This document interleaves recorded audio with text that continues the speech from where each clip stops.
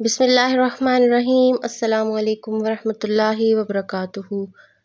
Welcome to my new video. آج کی video ہے سائنس اور حضرت محمد صلی اللہ علیہ وآلہ وسلم کی دی گئی تعلیمات۔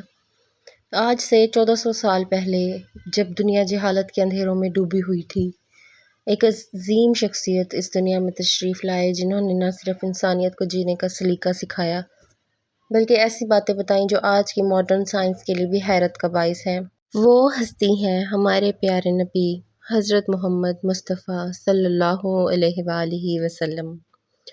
آج جب میڈیکل سائنس ترقی کی بلندیوں کو چھو رہی ہے تو ہر نئے دن ایک نئی ریسرچ سامنے آتی ہے، لیکن حیرت کی بات یہ ہے کہ وہ ریسرچ وہی ہوتی ہے جو میرے اور آپ کے آقا حضرت محمد صلی اللہ علیہ وآلہ وسلم نے صدیوں پہلے سکھا دی تھی۔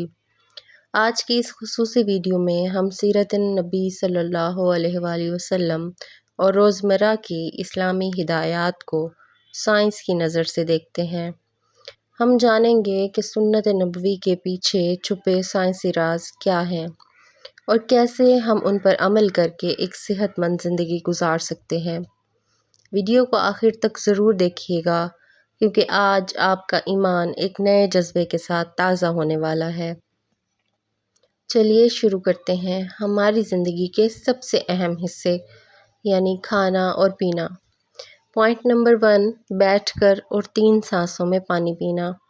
ہمارے پیارے نبی صلی اللہ علیہ وآلہ وسلم نے ہمیشہ بیٹھ کر اور 3 سانسوں میں پانی پینے کی ہدایت فرمائی۔ آج کی جدید سائنس اس بارے میں کیا کہتی ہے؟ سائنس کے مطابق جب کوئی شخص کھڑے ہو کر پانی پیتا ہے تو پانی تیزی سے خوراک کی نالی کے ذریعے سیدھا معدے کی دیواروں پر گرتا ہے۔ اس سے معدے، جگر اور ہاضمے کے نظام کو شدید جھٹکا لگتا ہے۔ کھڑے ہو کر پانی پینے سے جوڑوں میں پانی جمع ہونے کا خطرہ ہوتا ہے، جس سے گٹھیا یعنی جوڑوں کے درد کی بیماری پیدا ہوتی ہے۔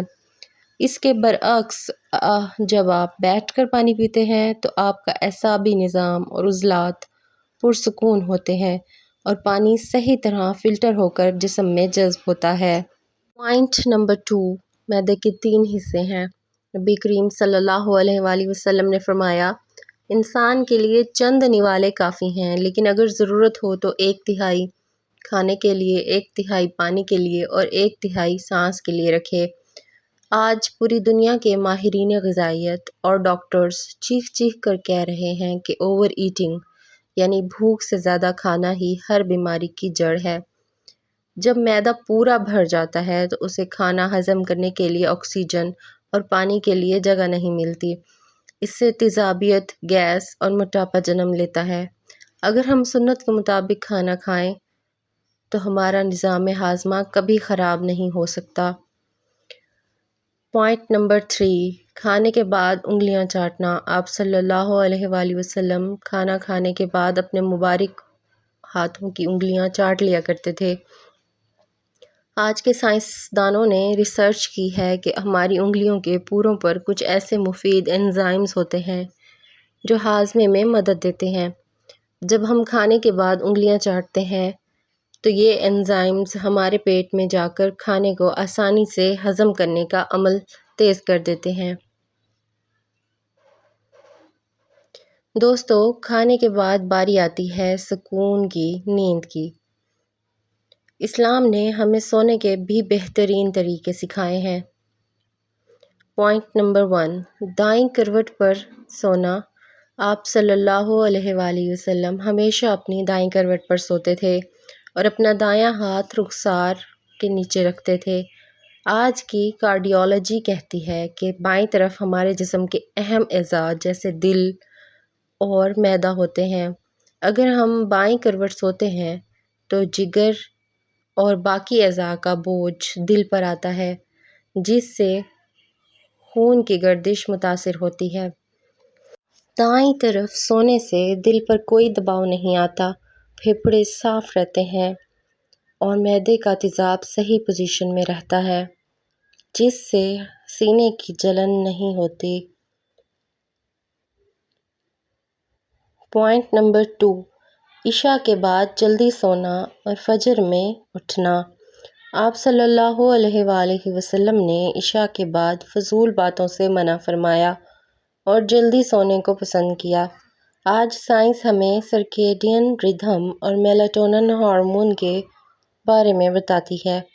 ہمارے دماغ میں ایک ہارمون بنتا ہے جسے میلاٹونن کہتے ہیں، جو رات 10 بجے سے رات 2 بجے کے درمیان سب سے زیادہ مقدار میں بنتا ہے، لیکن شرط یہ ہے کہ مکمل اندھیرا ہو۔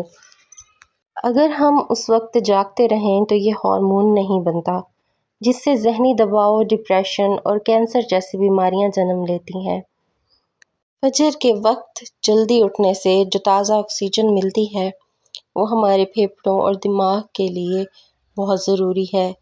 یہ آکسیجن ہمارے پھیپھڑوں اور دماغ کو نئی زندگی دیتی ہے۔ اسلام صرف جسم کی صحت نہیں بلکہ ذہنی سکون کا بھی ضامن ہے۔ پوائنٹ نمبر 1، وضو اور ایکو پنکچر۔ آپ صلی اللہ علیہ وآلہ وسلم نے فرمایا، پاکیزگی نصف یعنی آدھا ایمان ہے۔ ہم دن میں 5 بار وضو کرتے ہیں۔ سائنس کہتی ہے کہ جب ہم چہرہ دھوتے ہیں، ہاتھ اور پاؤں دھوتے ہیں تو ہم دراصل اپنے اعصابی نظام کو ریبوٹ کر رہے ہوتے ہیں۔ ہمارے ہاتھوں اور پاؤں میں ہزاروں ایسے پوائنٹس ہوتے ہیں جن کا تعلق سیدھا دماغ اور دل سے ہوتا ہے۔ جب ان پر پانی لگتا ہے اور مساج ہوتا ہے تو وہ بلڈ پریشر کو نارمل کرتا ہے، غصہ ٹھنڈا ہو جاتا ہے اور ذہنی تھکاوٹ ختم ہو جاتی ہے۔ دن میں 5 بار چہرہ دھونے سے جلد کے انفیکشن اور دانوں کا خطرہ بھی ختم ہو جاتا ہے۔ پوائنٹ نمبر 2، غصے کا علاج۔ آپ صلی اللہ علیہ وآلہ وسلم نے فرمایا، جب تم میں سے کسی کو غصہ آئے تو اگر وہ کھڑا ہے تو بیٹھ جائے، اور اگر بیٹھنے سے بھی غصہ نہ جائے تو لیٹ جائے۔ جدید نفسیات کہتی ہے کہ غصہ ایک کیمیکل ری ایکشن ہے جو جسم میں ایڈرینالین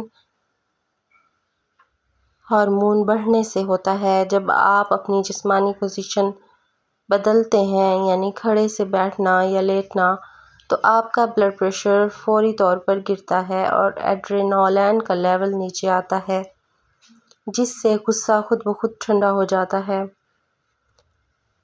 سبحان اللہ! پیارے دوستو، 1400 سال پہلے کا ایک ایک حکم، ایک ایک سنت آج کی جدید سائنس کے لیے روشنی کا مینار ہے۔ ہمارے نبی صلی اللہ علیہ وآلہ وسلم نے جو فرمایا وہ حق ہے، اور سائنس تو بس آج ان باتوں کو آہستہ آہستہ سمجھنے کی کوشش کر رہی ہے۔ اگر ہم اپنی زندگی میں کامیابی اور بہترین صحت اور ذہنی سکون چاہتے ہیں تو ہمیں کسی اور ماڈرن ٹرینڈ کی ضرورت نہیں ہے، بلکہ ہمارے لیے سیرت النبوی صلی اللہ علیہ وآلہ وسلم ہی کافی ہے۔ اللہ تعالیٰ ہم سب کو سنتوں پر عمل کرنے کی توفیق عطا فرمائے، آمین۔ آپ کو آج کی یہ معلوماتی ویڈیو کیسی لگی؟ کمنٹ سیکشن میں اپنی رائے کا اظہار ضرور کریں۔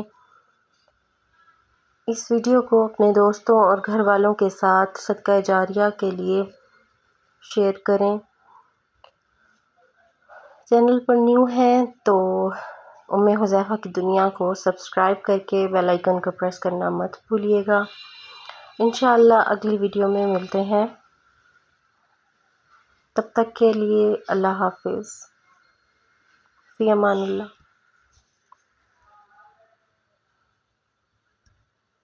Stay connected, stay blessed. جزاکم اللہ خیر۔